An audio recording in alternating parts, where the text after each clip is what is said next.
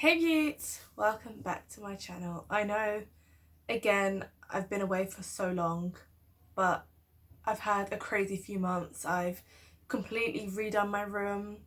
I've completed my first year at university. A lot has happened since the last video I filmed, and I kind of regret when I posted the first episode just because I wasn't able to carry on filming the series like I wanted to. But anyway, I'm back now and I want to start filming again. So I've got videos planned for a couple of weeks, which will be more than enough until I can plan some more. I am going on holiday next month, but I will be back. I'm only going away for a week, so it should be fine. As always, if you love makeup, if you like to see what I'm up to, please go check my social medias. They're always in the description below, as well as all the products that I use on my face. They're always in the description, so if you're interested in anything that I'm wearing or using, then make sure you check it out. So today's video is going to be all about how to find a driving instructor, how many lessons I had, and how I dealt with my anxiety during driving. So if you are interested in that, then carry on watching. So finding an instructor, you can find an instructor through different ways. Get recommendations from your friends. Like, that is one of the best ways to get a driving instructor, because if you know that a friend of yours has passed and they had an amazing instructor, that friend is going to be able to help you to also feel more comfortable and confident in this driving instructor. I know that when I was looking for an instructor, I was always looking for reviews. I was looking at who looks like they're the best for me, because it's really important to find an instructor who does understand anxiety as well, and who understands that sometimes you will break down about things that they wouldn't expect you to. So it's always really important so that you can get the most out of all your lessons. So please make sure, if you have friends who have done their test recently or who are still in contact with their driving instructor, make sure you ask them, who did you do it with, what company, was it individual, was it a private person? Just get some information from them and contact their driving instructor. Another way you can find your driving instructor is by going to the government website. I think it is DVLA that you have to find them on. So you can find a driving instructor on the gov.uk website. So you just search your postcode, and then it comes up with all the people who are close to you, and all of these instructors are registered with the government, so they are pretty much some of the best instructors that you'll find. And also, if your instructor isn't there, then there might be some questions you want to ask, just because you want to be certain that they are fully qualified to teach you to drive.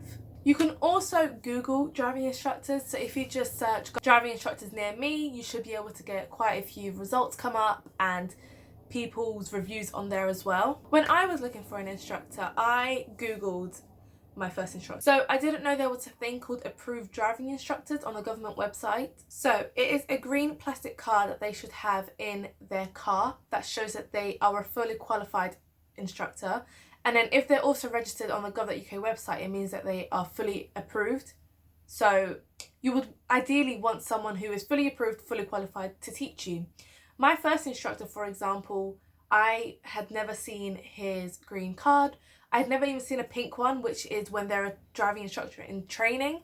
So obviously back then, oh, it's raining. Back then, I didn't really think of it because I didn't really know about any of this. But now I think back and I go, oh wow, I really should have paid more attention to that. When it comes to driving lessons, ask if your instructor has bulk bookings, because bulk bookings are usually cheaper, and most instructors do like a 1 hour trial session so that you can try doing an hour with them, see if they're good for you, see if you guys get along, see if you think they're the right instructor for you. So with my first instructor, I had an hour trial, and then I was like, okay, I'm happy to book. And so I believe I paid £200 for 10 lessons. So that makes it £20 each, and I believe with single lessons would be £22. So you'd be saving a little bit of money. Obviously it's not too much, but every little adds up. I think I did around 15 hours with my first instructor before he said to me, look, I can't teach you anymore, I had an accident, blah blah blah.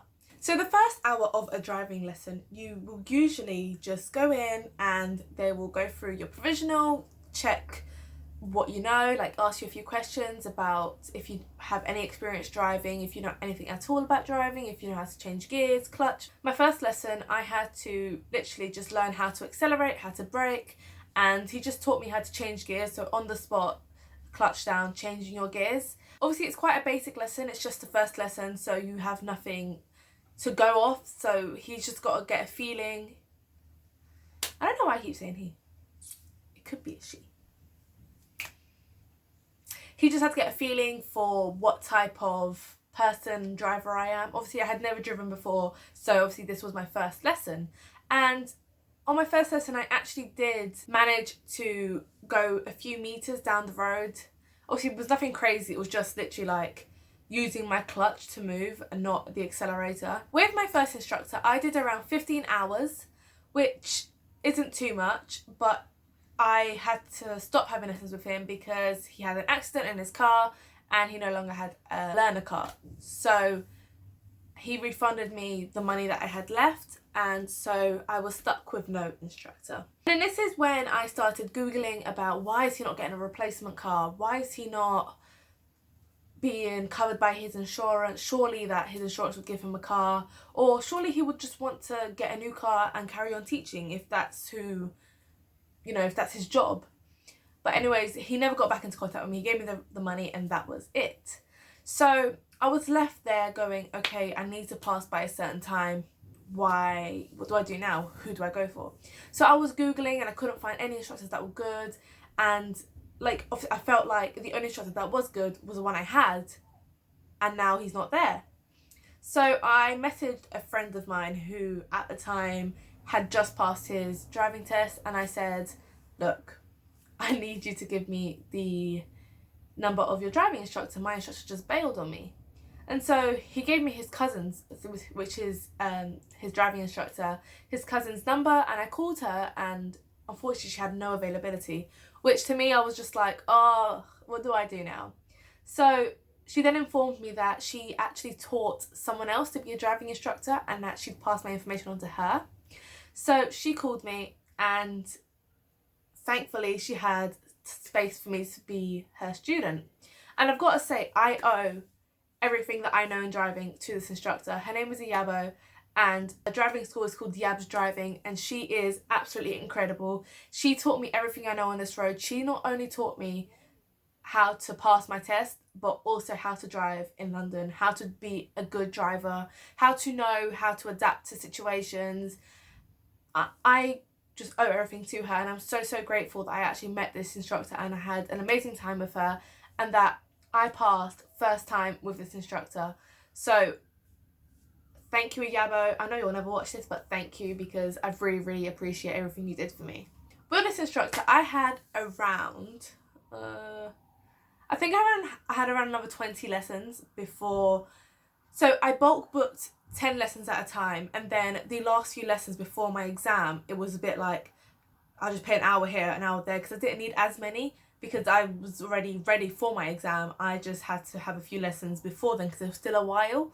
So yeah, I had around about the same as my other instructor, but I made so much more progress with Yabo. And you know, I always like talking about how I dealt with my anxiety during this, and I've got to say it was really hard. There were days that I'd come home after a lesson and I'd just cry. I'd be so shocked, so panicked, because I just feel like I did so bad in my lesson. I would never pass. It was terrible. I really felt bad, and I know that sometimes things happen and, you know, you're learning, so you're not going to be perfect, but sometimes I'd come home and I'd be really down. But then other times I'd come home and I'd be like, oh my gosh, I can't wait to start driving. I'm so happy. I just want to get on the road. I just want to pass, get my own car.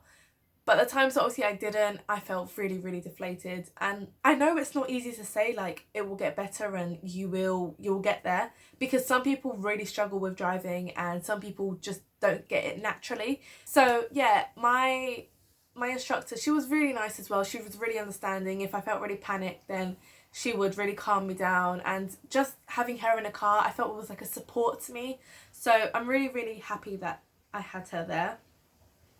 I just want to say that if you are someone who has been taking driving lessons and you don't feel prepared to go on to the next step, it's okay. You will get there.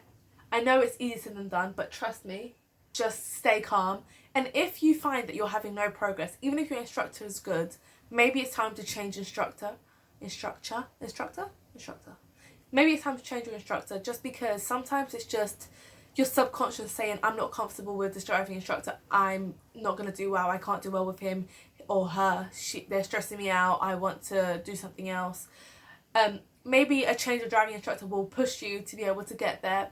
Just never feel like you have to be with this one person, because you don't. Because driving instructors are different, and they will tailor for different people, and they get along with different people. Some people need those strict instructors who are just like, do this, do that, do this, you can't do this, you can't do that. Whereas others need it's okay, next time you're going to do this, next time you need to do this. It just works differently. And if you feel like your instructor isn't giving you 100%, or you're not getting the most out of it, maybe it is time to change. Lessons aren't easy, but everything you need to know. If you do feel like you need more time and you don't want to keep paying for that, ask a friend, parents, if they have their license, they can provisionally insure you on their car. Tell them to take you out, even if it's just to a car park, just so you can practice a bit more. I think that's all for this video. This is episode 2, so episode 3 will be coming out soon, I hope. I think I'm going to have a special guest for that one. I'm not too sure. I will try and see if I can get someone in, but if I can't, it's fine. But I just hope that you all have a lovely day. As always, all my social medias are in the description. Makeup links are always in the description. Don't forget to like, subscribe, and I'll see you in my next video. Oh, and also, comment down any questions that you may have. On my other video, I had a few comments about people who are doing their theory test. I'm so glad to be hearing your stories, and I hope everyone does really, really well. If you have any questions about driving lessons, about instructors, about anything, let me know. Love you all. Bye.